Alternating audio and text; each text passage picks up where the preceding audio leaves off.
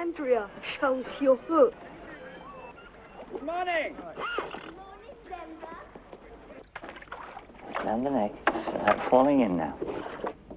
Andrea Gavrilovic, the lifeguard at the beach. Most na koti 612, jedina komunikacija u krugu od 200 km. Bambino, vieni qua, dođi da vidiš nešto. Znaš li ko je ovo? A? Tigar, najveći diverzant su tutto il mondo. Je li joj kaj boljše? A kaj bi bilo? Kaj se je Janici pripetilo? Kaj ja znam, nekakva joj je slaboća došla. Slaba je Janica, preveć slaba. Sina ženim, trebam barjaktara. A ja sam danes dete zakopal. Ja bi čašu vode ako može.